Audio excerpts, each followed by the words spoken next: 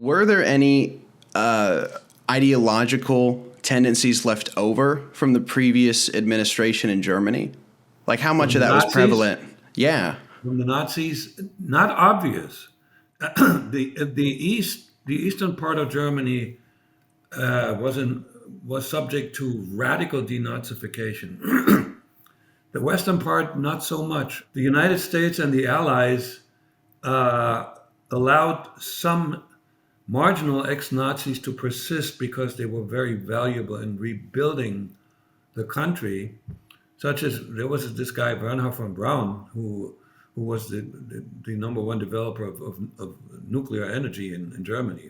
He was moved to the United States. That did not happen in East Germany. They were very radical. Even teachers who had, some affiliation with the Nazi Party, not even members, they were replaced. Very radical. However, here's something that only occurred to me most recently. There was a cultural heritage that the communists actually continued. Like you look at the way the East German military was dressed in March, it was just like the Nazis. You look at the mass events that we eventually organized. They could have been like mass meetings, of the society for the athletic society that we had. They, they're just like Chinese today. Like dictatorships do that, mass events. And so, but as far as raw Nazi ideology like racism, for instance, there was no anti-Semitism, there was no racism of any kind, and um, there was a diversion from the role of the female played under Nazism. The female was supposed to take care of the family, like today Christians are still believing. Uh, in communism, that same happened in the Soviet Union. There was equality of the genders, which really killed the women because they all were required to have a job, and they kept on taking care of the family. So, good question. It's very And equal. this is already number two that nobody ever asked me. Congratulations. Well, I'm curious about that because I know that from World War One, and this could just be my public education here in the States, but I remember they said from World War number one to two, there was like a growing, almost like resentment in the German people because they lost World War One, and I never understood if That is that was correct. just that is No, correct. that is absolutely correct. The I think it was the Treaty of Versailles uh, did a lot of damage because it forced Germany to admit that Germany was the only one guilty of that war, which that's an exaggeration. Most of the guilt was with Germany, and it put a lot of restrictions on Germany to become a well-functioning country again. And that is what actually allowed Hitler to come to power.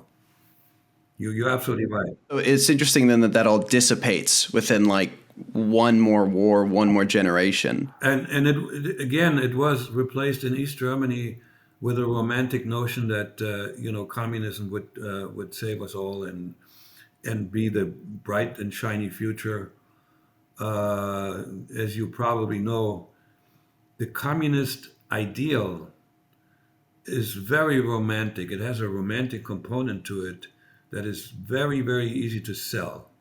Never works, has never once worked in the history that even there were some revolutions, and I checked recently with somebody who grew up in Cuba and is roughly my age. Uh, and I was guessing that Castro was actually started out as a romantic, and he meant it, and he turned he became a dictator. Every single successful revolution that had communism as a heading turned into a dictatorship. So, and yet the romantic notion of communism still persists today, It's because the rationale behind this, well, they didn't do it right. We're going to do it right. No, you can't. It doesn't work. I had that as one of my questions. I wanted to know what your annoyance was with that persistence, because I hear that all the time, that on one side of the debate, someone will list 17 countries where they tried communism and failed, and then the guy will just respond, well, none of them did true communism. What's different between the failing states and true communism, or is that just a bad talking point?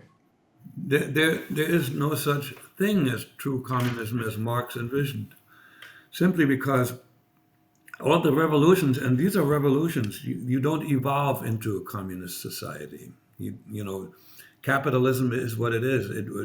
It may become an oligarchy, but you don't evolve into where equality is the headline. It just doesn't work, because by nature we are not equal. We may have equal opportunities, but we are not equal, and the outcome will result in failure. Because in East Germany, they tried it. In Russia, they tried it, and the economy just was terrible. Okay, it doesn't work. So communism can only be attempted via a revolution, and that requires a little bit of force, and sometimes a lot of force. So once you come to power using force, how do you stay in power with force? And so you build a hierarchy. You have a strong, forceful government hierarchy that makes sure that it stays in power, because they're convinced that they're the only answer to the question, and they can still rationalize that, even though eventually they like it up there. So it's a logic of that has a lot to do with human nature, that this doesn't work, and that is why I'm jumping ahead of myself here. That is why I so admire the wisdom of the founding fathers of the United States, uh, understanding that this tendency to turn into an evil sort of dictatorship can be managed. It cannot be abolished. Uh, the nature of man is what it is, and we all have the seed of deception and evil in us. Most of us can manage it very well, but very often the ones that wind up at the top uh, haven't managed it very well. So, and in the United States, it's the only country that didn't grow organically. It was created, and it was created in such a way that it lasted. It was very successful for many, many decades, and still is doing pretty well. But we are in a little bit of danger to go away too far from the constitutional concept.